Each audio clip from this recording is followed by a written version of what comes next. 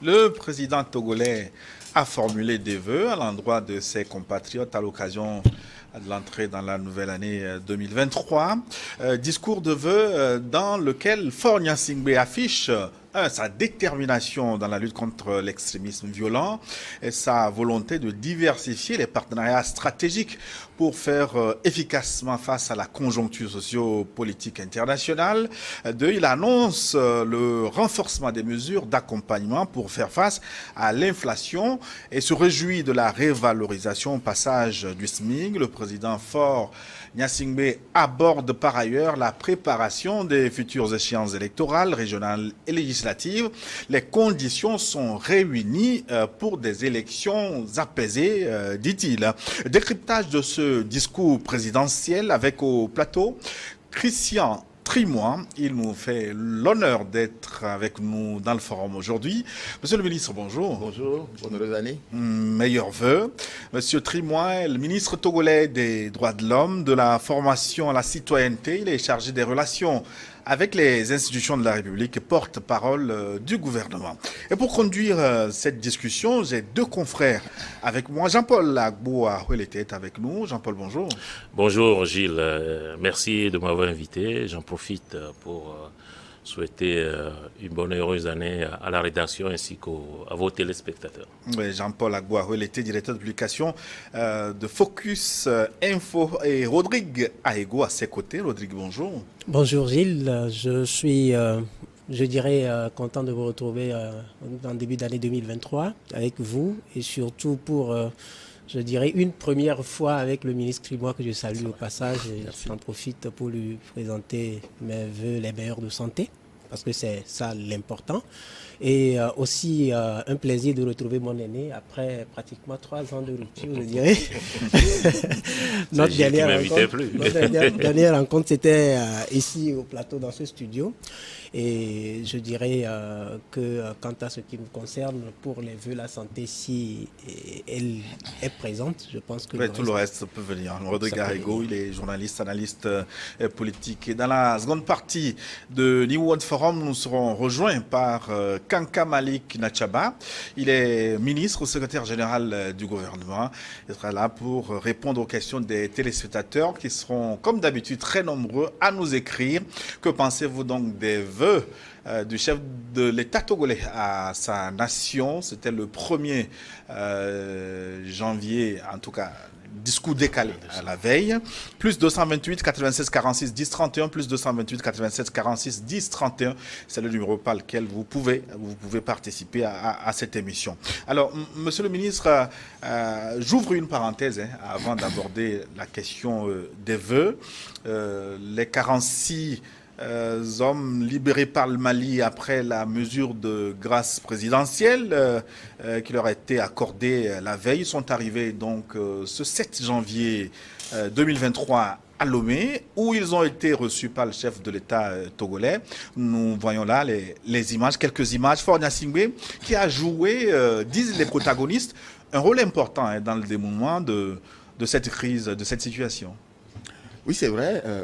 Nous avons eu le bonheur tous au Togo, dans la sous-région, de voir que les efforts qui ont été déployés depuis quelque temps par le président de la République togolaise ont fini par porter du fruit. Et c'est une excellente nouvelle pour nous tous.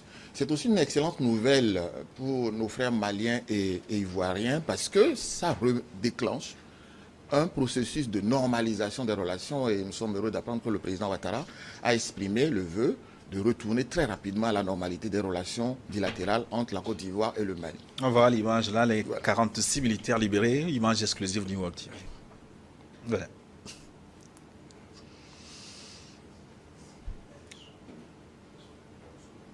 Donc c'est une importante contribution selon vous, monsieur le ministre? C'est une importante contribution qui s'inscrit d'abord dans la tradition togolaise, la diplomatie traditionnelle du Togo en termes de médiation. Depuis le président Yadema jusqu'à aujourd'hui, le Togo a une ancienne culture de la médiation entre les peuples pour régler ce genre de problème. La deuxième aussi, c'est un effort qui montre la qualité de leadership du président de la République. Au fond, si vous regardez aujourd'hui dans la sous-région, le Togo est le seul pays qui parle avec tous les autres pays. C'est grâce à cette politique de dialogue permanent, de non-rupture des contacts que le président de la République togolaise a développé avec ses pairs. Donc nous sommes le seul pays aujourd'hui qui n'a pas de grief avec un autre pays et qui se place vraiment au centre des relations entre nous tous. Et puis il y a les qualités de l'homme, sa discrétion qui facilite ce genre de discussion, sa patience qui permet de pouvoir vraiment prendre le temps de la maturation des solutions possibles face à ce genre de difficultés. Et puis surtout, vraiment ce contact personnel qu'il a, ce feeling personnel qu'il a sur le sujet et qui a permis vraiment de déterminer les uns les autres. Mais aussi, il faut dire la contribution de tous les autres pays de la sous-région parce que d'autres initiatives ont aidé également à régler le problème. Ouais. Rodrigue Ego. Oui, merci. Moi, je crois que c'est quand j'ai vu l'image, j'ai dit waouh, on a un niveau de leadership apprécié. Seulement l'image, à mon avis, se présente comme l'image de ce papa-là qui fait du bien à l'extérieur, mais qui, dans son pays, parce que ces 46 militaires dont vous venez de parler sont des prisonniers politiques. Des prisonniers politiques. Vous comprenez ? Des prisonniers politiques, parce que jusque-là, on a du mal. Ces militaires ont été condamnés pour 20 ans, pour 20 ans d'emprisonnement pour avoir attenté, selon le Mali, à la sécurité du pays. Alors, ici au pays, vous avez également, aujourd'hui, depuis la dernière fois en Côte d'Ivoire, il y a un peu de liesse dans les familles, parce que des femmes vont retrouver leur mari, etc., des enfants vont retrouver leur... Mais aujourd'hui, on a des détenus politiques au pays. Bref, vous estimez qu'il y a des détenus qui méritent d'être libérés. Qui méritent aussi d'être libérés, parce que la joie doit être partagée aussi bien au Togo qu'en Côte d'Ivoire. Oui, monsieur le ministre. Non, je crois que mon cher ami Aguero fait plusieurs confusions. La première, c'est que vous verrez depuis le début de cette affaire, ni le Mali, ni la Côte d'Ivoire n'ont utilisé l'expression que vous utilisez pour désigner ces personnes. Parce que vous parlez de détenus politiques, c'est une expression qui a un sens précis. Mm-hmm. Donc vous l'étendez à des dimensions qui n'existent pas dans ce contentieux précis. Mm-hmm. Deuxième point que vous confondez, c'est un problème bilatéral entre la Côte d'Ivoire et le Mali. Ce n'est pas un problème intra-malien ou intra-ivoirien. Mmh. Troisième dimension, et c'était l'un des intérêts du Togo à aider à la résolution de ce problème, c'est une tension bilatérale, mais qui avait un enjeu sous-régional. Mmh. Le Mali, aujourd'hui, nous le savons tous, en phase avec un conflit ouvert contre le terrorisme, en lutte contre le terrorisme, qui se répand dans la sous-région. Tous nos pays sont exposés à ce fléau aujourd'hui. Nous ne pouvons pas faire une conjonction d'actions communes dans la sous-région contre le terrorisme si nous laissons des querelles bilatérales s'installer et la rupture du dialogue s'installer. Donc toutes ces raisons ont contribué au travail que le Togo a mené pour aider à rapprocher les frères maliens et ivoiriens pour régler ce problème. Donc ne le tirez pas. Vous tirez en réalité le sujet par le cheveu pour pouvoir le ramener sur les questions que vous désignez au Togo comme étant des questions de détenus politiques. Je répète encore une fois, au Togo, il n'y a aucun détenu politique.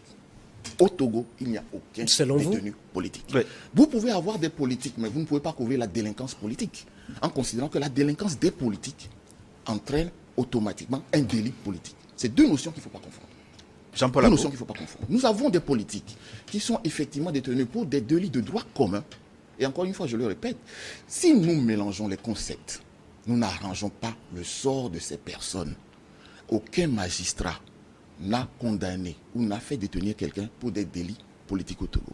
Mais si vous prenez cette qualification, oui, vous politisez un problème. Mais à partir du moment où vous le politisez, vous ne prédisposez pas les acteurs judiciaires qui travaillent sur ces dossiers à pouvoir les traiter avec la magnanimité qu'ils peuvent éventuellement exercer ou qu'ils ont exercé dans d'autres cas, qui sont également des cas de violation des règles de droit commun. Donc vraiment, ne faisons pas ça. Si nous voulons les aider, n'allons pas sur ces terrains. On va avoir une réaction rapide de Jean-Paul Agbo. Jean-Paul ? Oui, non, je partage en grande partie le commentaire de Monsieur le ministre pour dire que effectivement c'est une excellente nouvelle. Et dont il faut se féliciter à un double titre. D'abord sur le plan de politique intérieure, effectivement le leadership du chef de l'État s'est exprimé et le ministre a rappelé aussi la longue tradition de la diplomatie togolaise en termes d'intervention dans les conflits, y compris dans les conflits régionaux. Donc le caractère ou la tempérance même du président de la République, je pense que a contribué à la résolution de ce conflit qui pour moi n'a que trop duré. Il y a quand même une grande discrétion, il n'a presque pas parlé. Oui, je pense que la diplomatie et puis surtout dans ce genre d'action requiert nécessairement la tempérance et la discrétion.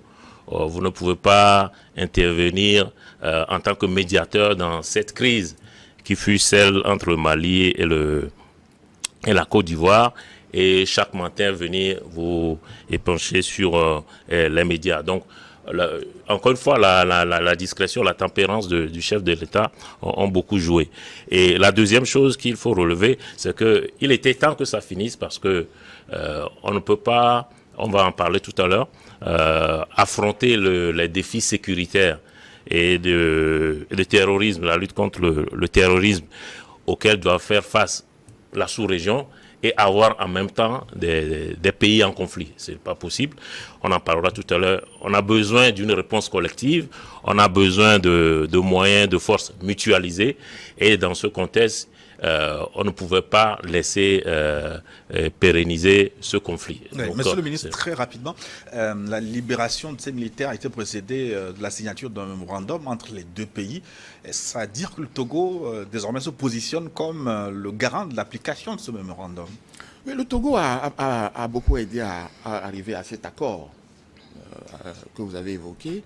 Le Togo va continuer à suivre la situation, l'évolution de la situation, et notamment l'amélioration des rapports. Mais nous étions mandatés, le Togo avait été mandaté pour faire un travail précis sur cette question. Ce travail est achevé, bien évidemment. Le président de la République reste toujours vigilant et continue à faire le suivi des relations pour les améliorer. Mais il me semble que le mandat officiel qui avait été donné au Togo s'achève avec la libération de ces 46 personnalités. Nous aurons l'occasion de revenir sur le sujet. Nous évoquons maintenant le discours du vœu du président togolais à la nation. Avant de revenir sur le fond, je voudrais qu'on aborde brièvement la forme. Chers confrères, le style présidentiel a ostensiblement changé. Un style, on va dire, en tout cas, remarqué, Jean-Paul Agou. Oui, en tout cas, sur la forme et sur la mise en scène, il y a une évolution.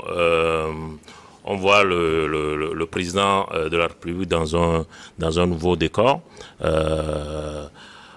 debout,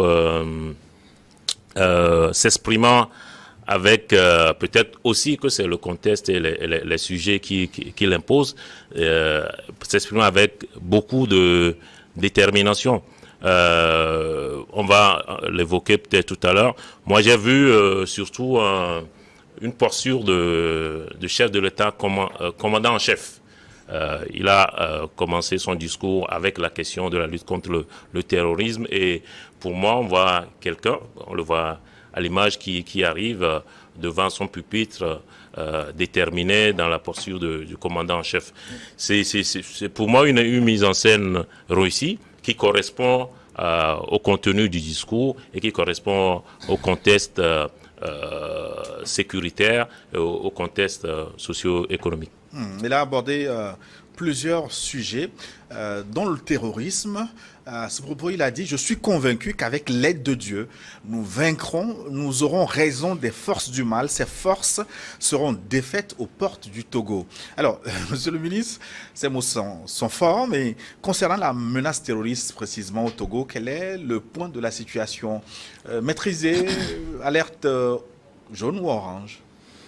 Maîtrisé, mais alerte quand même. Je ne sais pas s'il faut donner une couleur à l'étape actuelle, parce que vous avez vu, vous avez vous-même décrypté tout à l'heure la forme du discours. Je crois que s'il y a un symbole qu'on doit tirer d'abord la forme, la mise en scène, tel que Jean-Paul l'a dit tout à l'heure, c'est marquer le Togo qui continue à avancer, même si le contexte n'est pas très serein. Il faut que nous continuions à conserver de la sérénité, à continuer à avancer, même si le monde est en trouble. Et vraiment, c'est le symbole que personnellement je tire de cela. Vous avez vu que le président, dans sa présentation même du discours, est resté serein, mais avec une gravité quand même, qui montre que nous ne sommes pas, si vous voulez, aujourd'hui dans un contexte sur lequel nous devons nous abandonner. Nous devons rester maîtres de nous-mêmes, continuer à nous contrôler, en sachant qu'il y a des défis que nous devons relever, qu'ils soient d'ordre sécuritaire, d'ordre économique, etc. Sur la structure du discours lui-même, quand vous prenez, le discours est plus sobre que les précédents. Le chef d'État n'a pas souhaité aller dans trop de détails. Donc ça a été quelques annonces, point. Mais avec en ligne, en filigrane, la sécurité comme mot-clé. Sécurité nationale, sécurité humaine. dans la sécurité humaine, on peut décrypter ensuite les différentes mesures qui sont annoncées par le chef de l'État. Mais nous devons rester dans un contexte où la sécurité, qu'elle soit nationale, qu'elle soit individuelle, qu'elle soit sociale, reste vraiment le cœur de notre action. Rodrigue? Oui, la notion de sécurité, je pense que tout le monde en a besoin. Hein. On a besoin de... S'il n'y a pas de sécurité, j'imagine un peu toutes les difficultés qu'on aura à arriver ici, par exemple, pour s'exprimer. Donc, on a besoin de sécurité. On a besoin de sécurité parce que nous devons avancer. Et sans sécurité, nous ne pouvons pas avancer. Maintenant, d'un point de vue global, je peux dire que je suis resté sur ma soif quand je prends le discours. Ce discours me conviendrait mieux lorsque, par exemple, le chef de l'État a l'habitude de s'exprimer et de faire l'état de la nation. J'estime que c'est un discours qui doit répondre à beaucoup plus d'interrogations aujourd'hui véhiculées dans la masse. Les gens se posent des questions notamment sur ce qui se passe concrètement dans la région septentrionale de notre cher pays, le Togo. Vous savez, l'analyse des différentes communications laisse toujours perplexe. Vous vous souvenez, il y a une dame qui avait envoyé un message vocal, par exemple, qui avait un contenu sur son point de vue, parce que c'est une dame qui vit dans les savanes, qui sait de quoi elle parlait, mais cette dame, elle est en prison, Diagundi Rikiata, elle est en prison depuis juin 2022 pour ces propos-là. Et quand vous prenez ce message qui évoque le terrorisme, je serais de la région septentrionale ou peut-être de la famille de cette dame-là, j'aurais bien voulu un peu de lumière ou un peu d'éléments qui me permettent de comprendre le pourquoi dans cette lutte-là, à côté, il y a l'emprisonnement d'une dame qui estime, si on estime que ce que la dame a évoqué n'est pas fondé, on pouvait, je le dis, je précise encore que ça c'est parce que le chef de l'État lui-même l'a dit, il ne parle pas beaucoup, et pour l'une des rares occasions au cours desquelles il prend la parole, j'estime que ces interventions doivent constituer des réponses à toutes ces interrogations-là. Même parfois des interrogations individuelles. Jean-Paul, est-ce que vous voulez... Alors, peut-être deux mots sur ce que mon confrère vient de dire. En réalité, il faut pas attendre d'un discours du 31 décembre ce qu'il ne peut pas donner. Comme on le dit trivialement, la plus belle femme du monde ne peut donner que ce qu'elle a. C'est vrai que c'est pas inscrit dans la Constitution, mais on peut considérer que c'est devenu pratique, une pratique républicaine. C'est la courtoisie des dirigeants d'adresser leurs vœux à leurs concitoyens à l'orée d'une nouvelle année. Donc ce n'est ni une déclaration de politique générale, ni d'ailleurs l'adresse à la nation qui, elle, est prévue spécifiquement dans notre Constitution. Donc c'est pour moi une allocution destinée donc d'abord à présenter ses vœux pour la nation et puis ensuite à adresser quelques perspectives. Il y a, j'allais dire, beaucoup d'occasions où ce que Rodrigue souhaite peuvent se décliner. Il y a, je l'ai dit, les ministres sont là pour décliner les actions qui sont menées, qui peuvent apporter des réponses. Le chef de l'État s'adressera encore bientôt le 27 avril dans une allocution qui traditionnellement aussi est plus, j'allais dire, plus fournie, plus longue que celle du 31 décembre. Et puis l'adresse à la nation prévue par la Constitution qui, là, le chef de l'État développe davantage sa vision pour le pays. Donc, pour moi, il ne fallait pas s'attendre non plus à des engagements, au développement de ce qu'est et ce que sera la politique gouvernementale de demain. Ouais, au-delà de la question de Rodrigue Aigo, monsieur le ministre, quel est le point de la situation dans les savanes aujourd'hui? Savane, c'est la région la plus attaquée par ce phénomène de terrorisme. Oh, les savanes aujourd'hui sont, même tout le Togo d'ailleurs, le Togo est sécurisé. Hein.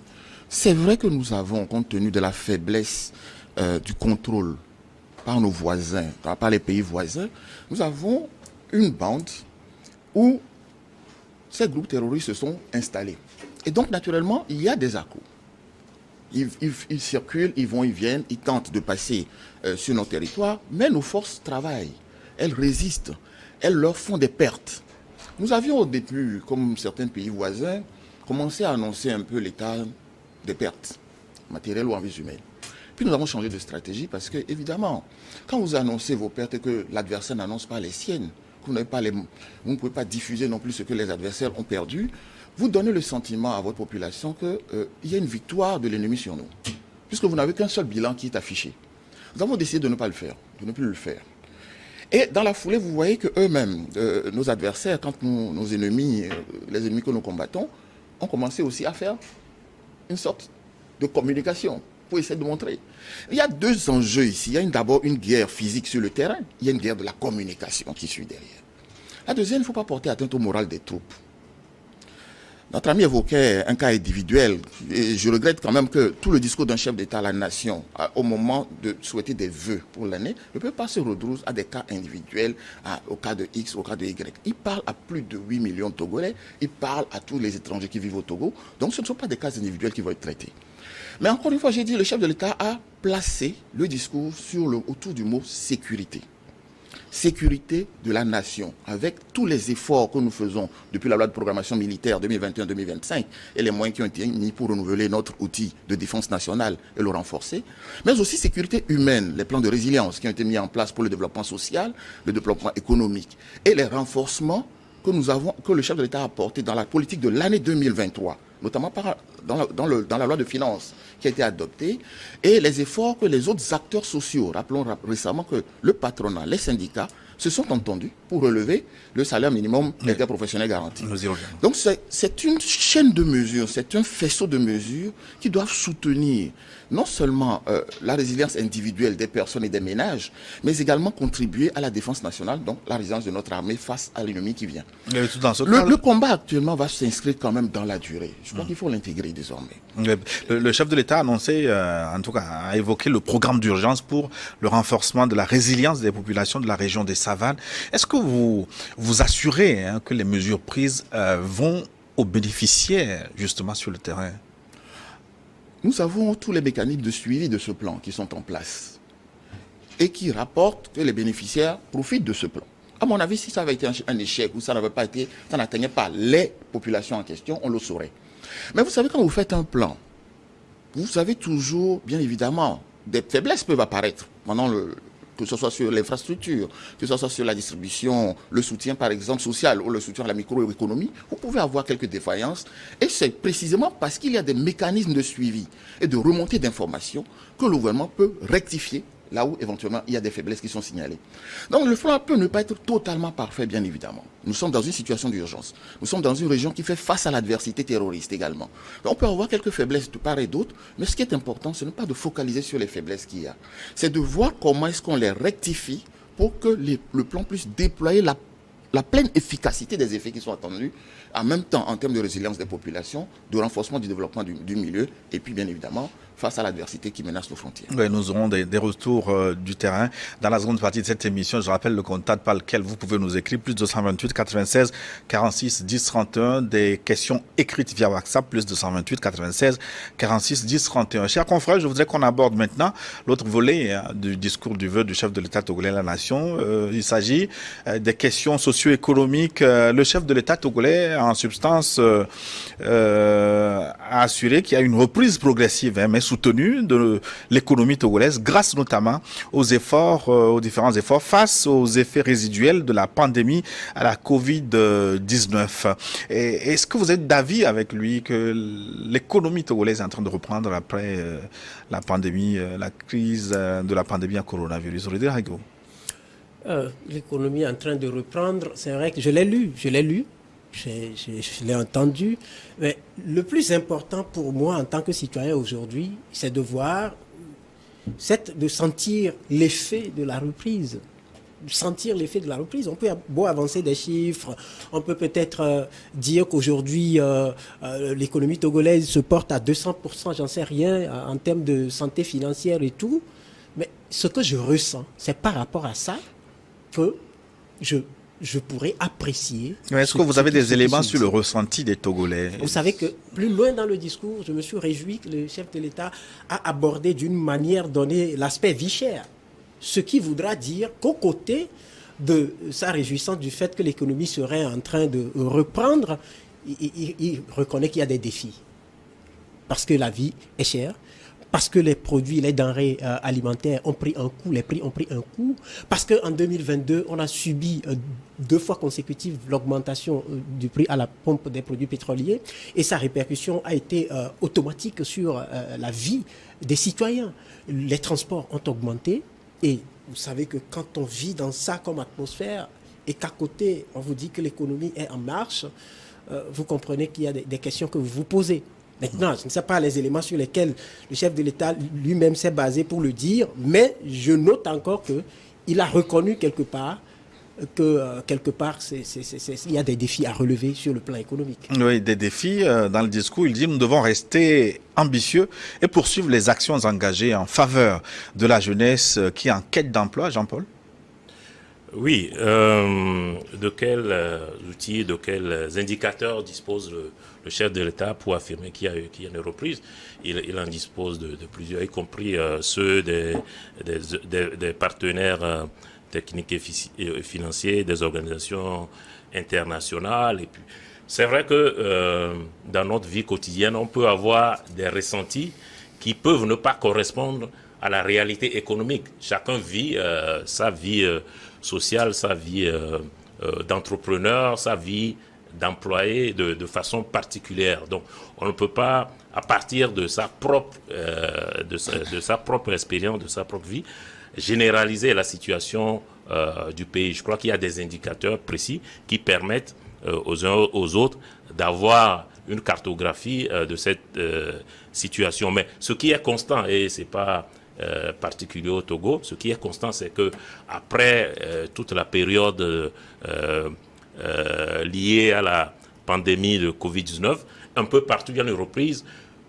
que vient atténuer peut-être la crise Russie-Ukraine, mais il y a une reprise. Vous parlez avec beaucoup d'entrepreneurs. On n'est plus dans la situation pendant la période de Covid. Nous-mêmes, on est des chefs d'entreprise. On sent une reprise.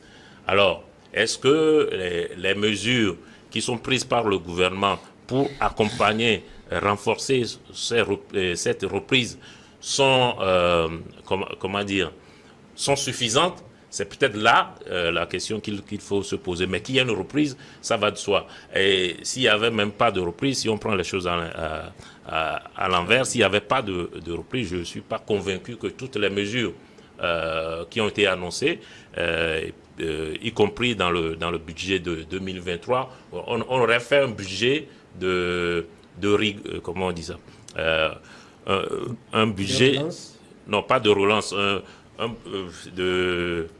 qui démontre qu'on est dans de grandes difficultés. Ouais. Or, si on lit ligne par ligne le budget 2023, on se rend compte qu'on est dans un budget de relance, y compris sur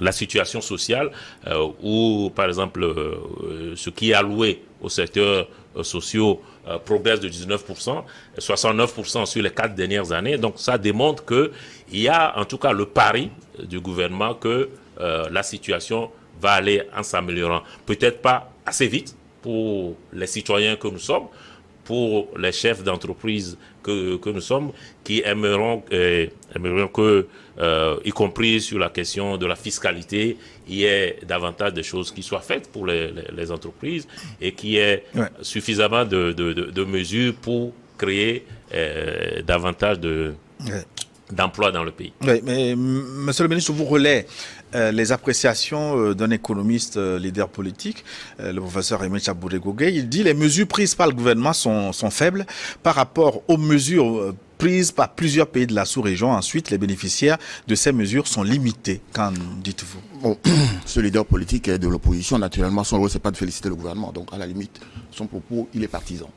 La deuxième, c'est que j'ai noté que c'est un ancien ministre quand même de la planification et qui sait, il était doyen de fac d'économie et qu'il est censé savoir que dans cette période, si nous ne devons pas avoir des discours démagogiques, ne donnons pas le sentiment à nos concitoyens et à nos frères qu'on est dans une situation catastrophique d'abord et qu'ensuite les mesures ne sont pas adéquates. Il y a 3 défis auxquels le Togo et les autres pays font face. Nous ne sommes pas les seuls. Les projections étaient tous pessimistes à l'issue de la crise, à la Covid que nous avons connue. au moment, et le Togo a mieux résisté que les prévisions initiales le donnaient. Ensuite, nous avons eu la crise sécuritaire et ses effets. Crise sécuritaire, c'est vrai, on évoque la guerre en Ukraine, mais nous-mêmes à nos portes, nous sommes en train de lutter contre le terrorisme qui ne nous a pas prévenus et sur lesquels nous avons dû mobiliser des ressources supplémentaires, c'est-à-dire pour faire face à l'effort de guerre que cela nous nécessite. Troisièmement, la vie chère est intervenue. Mais le chef de l'État ne passe pas la vie chère en filigrane. Il l'évoque clairement. La preuve, c'est qu'au dernier trimestre, la reprise dont on parle, nous sommes en janvier. Le discours du président a pour vocation de donner les perspectives de l'année 2023 et les défis que nous avons, auxquels nous devons faire face pendant cette année. Mais regardez déjà, s'il n'y avait pas une reprise, la reprise ne veut pas dire que nous sommes arrivés à notre niveau d'altitude de vol. Nous sommes en train de redécoller. Donc que vous ne ressentiez pas tout de suite de façon perceptive de cette manière, oui, mais en fait, soyons de bonne foi. Dernier trimestre, qu'est-ce que nous avons eu? 10 mesures importantes, augmentation de salaire de 10%, premier 5% revalorisation supplémentaire pour les retraités, une série de batteries de mesures ont été prises pour accompagner la scolarisation.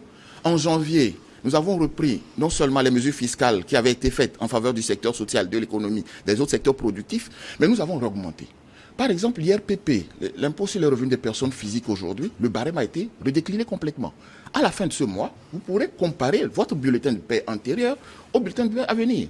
Ce sont des efforts qui valent augmentation du pouvoir d'achat pour permettre précisément que nous puissions tous remonter dans la résilience. La comparaison ne fait pas raison. On a dit que certains pays avaient donné des chiffres pour créer un fonds sur la Covid. Demandez à ces pays aujourd'hui quel était le niveau de mobilisation de ressources pour faire face par rapport au fonds que nous avions annoncé et ce que nous avons pu faire. Chaque pays, à sa taille, à ses défis et à ses moyens, fait la prévision de sa politique. Nous essayons, et vous avez vu que le président de la République l'a rappelé, nous sommes dans un monde troublé. Mais nous devons aller sereinement en tenant compte de nos mesures, de notre capacité à mobiliser et de l'état de notre économie. Objectivement parlant, il y a une vraie reprise de l'économie, mais pour l'instant, nous sommes encore en phase de redécollage. Après toutes les influences de ces trois crises qui nous ont rabaissés, nous sommes en train de reprendre la montée en puissance. Les mesures qui sont annoncées visent à conforter cette montée en puissance.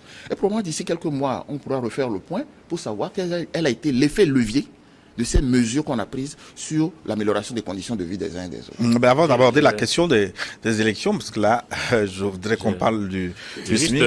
Peut-être une question au ministre. On a l'impression quand même qu'il y a un angle mort par rapport à toutes ces mesures qui ont été annoncées. Les 10 mesures dont vous avez parlé qui sont intervenues à la fin du 3e trimestre, la revalorisation du SMIC qui est intervenue récemment. Mais tout ça, en réalité, concerne pour beaucoup soit les fonctionnaires et puis ceux qui sont au SMIC. Alors, entre les deux, il y a ceux qui ne sont pas fonctionnaires, il y a ceux qui sont pas au SMIC et ceux qui sont entrepreneurs. Alors, est-ce que il y a une batterie de mesures ou en tout cas une série d'initiatives qui permettent justement de valoriser les revenus de ces couches qui ne sont pas directement concernées par la valorisation du SMIC et puis les 10 mesures qui avaient été annoncées et puis plus spécifiquement aussi par rapport aux entrepreneurs et tout ça. Est-ce que vous pouvez nous dire si ces mesures existent et quelles sont-elles? Si vous reprenez, c'est vrai, vous avez évoqué les mesures qui portent sur les fonctionnaires d'une part ou les agents publics d'une part et les salariés du secteur privé qui bénéficient. L'IRPP est payé par tout le monde, donc c'est une mesure générale qui profite à tout le monde. Nous avions déjà depuis la Covid 2020 en faveur du secteur entrepreneurial, donc les entrepreneurs, le secteur agricole, le secteur de la microfinance, donc du secteur informel, nous avions pris une série de mesures qui devaient atténuer les effets, le contre-choc de la Covid et de l'interruption des relations internationales et commerciales extérieures. Ces mesures ont été reconduites sur le budget 2021, reprises en 2022 et reconduites aujourd'hui en 2023. De nouvelles mesures sont venues s'ajouter à celles-là. Il y a tout un tableau récapitulatif, mais je vois que Gilles est un peu pressé. Il y a tout un tableau récapitulatif là-dessus, je peux vous le faire passer pour qu'on puisse le commenter là-dessus si vous souhaitez, qui porte l'entrepreneuriat, parce que c'est précisément le fer de lance de la reprise de l'économie dont on parle. Et si les patrons ont pu faire cette concession du SMIC, c'est précisément parce qu'il y a des contreparties dans le budget qui leur permettent d'atténuer le choc de ce qu'ils sont en train de concéder sur le SMIC, par exemple. Le secteur agricole sera toujours accompagné d'un point de vue des intrants agricoles, d'un point de vue des subventions de l'engrais, d'un point de vue de l'accompagnement en encadrement. Nous sommes en train de relancer actuellement les agropoles, la technique des agropoles. Ce que nous avons repris également avec les zones, les ZAP, donc les zones d'aménagement agricole prioritaire qui sont en train d'être refaites, pour relancer ce secteur.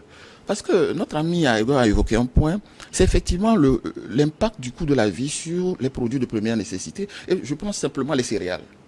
Mais cela aussi est venu aussi de ce que, sur le secteur agricole, les effets ont été, le secteur agricole a subi les contrefaits de ces trois crises que j'ai évoquées, et le gouvernement tend à reporter ce secteur parce que précisément notre production, notre autonomie agricole et notre autosuffisance nous permettront de mieux juguler les effets du surcoût, donc l'augmentation des prix sur le marché.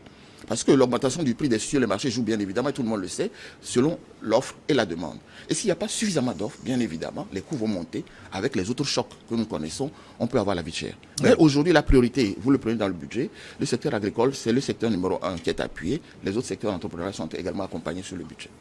Je voudrais donc aborder la dernière partie de ce forum, la consacrer donc à la préparation des futures échéances électorales. L'année 2023 sera une année électorale, élection des conseillers régionaux et des députés, a dit le chef de l'État.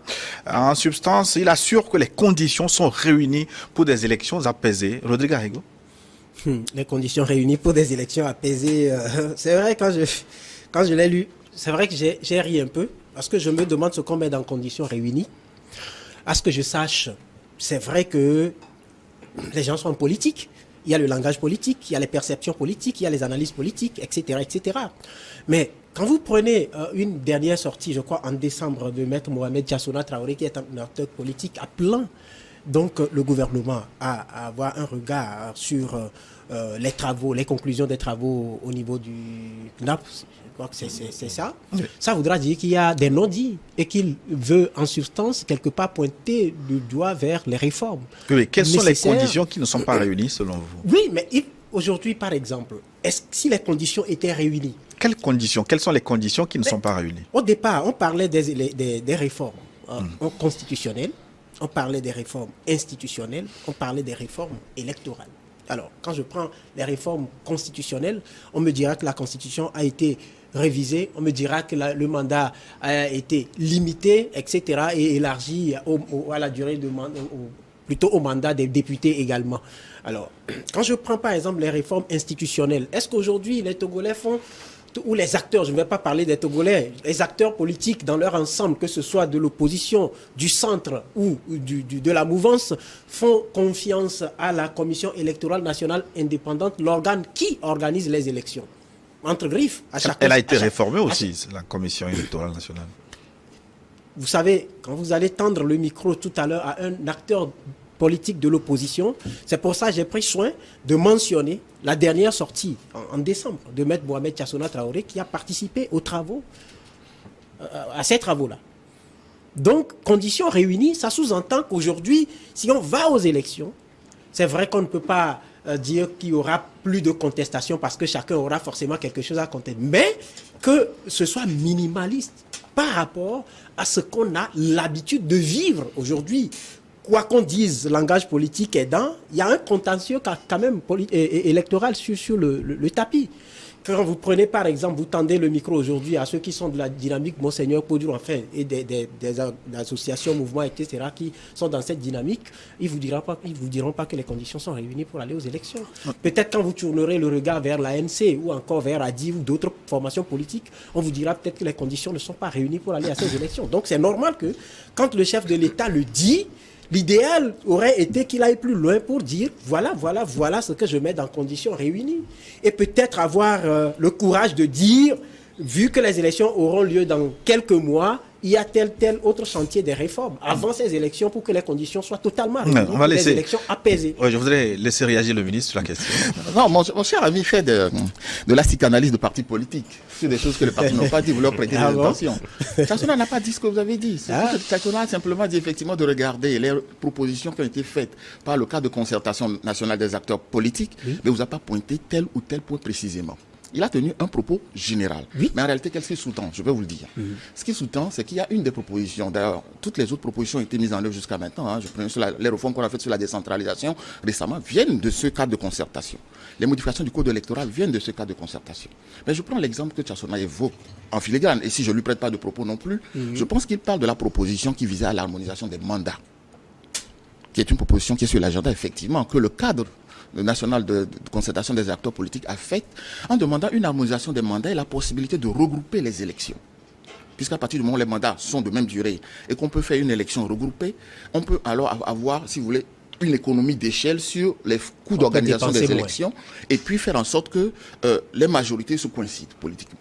Cette proposition a été mise à l'étude. Le cadre a donné son avis là-dessus. Mais vous imaginez bien que derrière une proposition de cette nature, vous avez le Parlement qui arrive à échéance cette année. Vous n'avez pas le temps de faire une révision constitutionnelle. Vous pouvez faire ça. Vous ne pouvez pas aujourd'hui harmoniser. Vous harmonisez dans quel sens les mandats? Donc la réflexion doit se poursuivre. Nous avons commencé, il y a des mandats qui sont de 6 ans.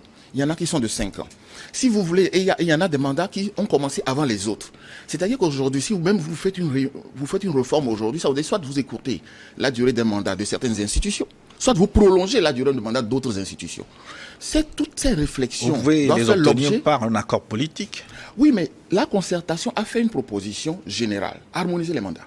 N'a pas donné d'indication dans quel sens harmoniser les mandats. Donc, la suite de la réflexion doit venir. Ce sont les mêmes acteurs qui sont partie prenante à la discussion. Ça veut dire que le cadre de concertation doit poursuivre ces réflexions, déposer des propositions concrètes qui soient mises en œuvre. Aujourd'hui, pourquoi ces deux élections? La première, les élections législatives, ce sont des élections qui étaient à mandat échu. On connaissait la date de fin de ce mandat. C'est évident que l'Assemblée nationale doit se renouveler à date échue. Les régionales, parce que nous devons parfaire le dernier échelle de notre décentralisation et parce que précisément quand nous avons supprimé le rôle des préfectures comme lieu de péréquation et d'équilibre sur les enjeux municipaux, c'est la région qui a récupéré cela. Nous sommes en train de parler aujourd'hui de l'appui aux acteurs économiques. L'un des rôles de la région en tant qu'échelle de décentralisation, c'est précisément d'assurer une uniformité, une harmonisation des plans de développement de toutes les communes. Et c'est cette région qui va porter une part des appuis financiers, économiques de l'État vis-à-vis des collectivités territoriales. Si elle n'est pas mise en œuvre aujourd'hui, dans les régions, comment vous harmonisez les niveaux de développement? Comment vous prévoyez par exemple les contrats qui peuvent exister entre l'État, la région, les collectivités territoriales? Donc cette échelle est nécessaire. Ce n'est pas simplement parce qu'on veut faire une élection pour une élection. J'entends des acteurs, dont celui que vous citez beaucoup, qui dit qu'il faut se dispenser de cette élection. Mais nous sommes en reprise économique, le chef de l'État l'a dit. Et cet étage est nécessaire à la cohésion de l'action économique qui va se faire pour le développement des territoires. On ne peut pas abandonner cela. Mon collègue chargé de développement des territoires fait aujourd'hui une cartographie des infrastructures économiques, sociales, etc. qui sont sur tout notre territoire. Précisément parce que c'est un des éléments, un outil de travail pour les régions qui vont être mises en place et qui vont porter l'action économique au niveau des régions. Donc on ne peut pas se dispenser de cette deuxième élection si on veut vraiment porter le développement des territoires en même temps que nous faisons le développement national. Jean-Paul, une dernière question ou contribution? Non, moi je constate simplement avec bonheur d'ailleurs que pour une fois, en tout cas au regard des deux dernières élections législatives que nous avons connues, que pour une fois la période préélectorale ou en tout cas l'année précédant l'élection se déroule plutôt dans la camille. On se rappelle des deux années législatives où elles ont été précédées par des périodes de forte tension dans le pays. Cette fois-ci, c'est pas le cas. Il faut s'en réjouir et dire que aussi le cas de concertation qui a été mis en place a servi à quand même apaiser les choses, même s'il y a un certain nombre de revendications qui restent en suspens, mais ça fait partie du jeu politique. Les acteurs, nulle part au monde, ne sont jamais d'accord ni sur les conditions, sur les modalités d'organisation du scrutin. Il y a quelques années, on parlait encore des réformes constitutionnelles, le mode de scrutin, la limitation du mandat, c'était un peu les principales revendications. Aujourd'hui, ces revendications ont disparu. D'autres continuent à exister. Tout ça fait partie du jeu politique. Il ne faut pas s'en offusquer, d'après moi. Oui, merci, chers confrères, d'avoir animé donc ce forum avec nous. Nous vous souhaitons une bonne et heureuse année 2023. Merci. Peut-être et à futur Niwa TV qui fait la fierté du paysage médiatique togolais. Et j'espère que c'est une chaîne qui va s'inscrire dans la durée et continuer à porter haut le flambeau de paysage médiatique togolais. Merci pour vos prières, Jean-Paul. Oui, Rodrigue. Merci, je dirais que je pense nous serons toujours disponibles. Et puisque c'est une chaîne, à mon humble avis, qui est appelée à durer dans le temps, à s'inscrire dans le temps. Surtout aujourd'hui, avec le coup frappé par rapport à la Coupe du Monde, je pense qu'on a parlé. Surtout que nous aurons besoin de vos prières, de vos contributions. Monsieur le ministre, merci d'être passé. C'est moi qui vous remercie. Et puis, j'abonde dans le sens de mes deux autres frères, pour d'abord vous féliciter. Et puis, souhaiter une bonne année à nous tous. Mais je crois que vous avez fait la preuve aujourd'hui par le débat qu'on a, que la démocratie dans notre pays se conforte et que nous pouvons avoir ces contradictions dans le débat, tout en étant d'accord avec l'essentiel. Merci. Une pause tout de suite pour une nouvelle édition du journal. Nous nous retrouvons dans une dizaine de minutes pour la seconde partie. Nous serons avec le ministre secrétaire général du gouvernement, Malik Natchaba, pour répondre aux questions des téléspectateurs. À tout de suite.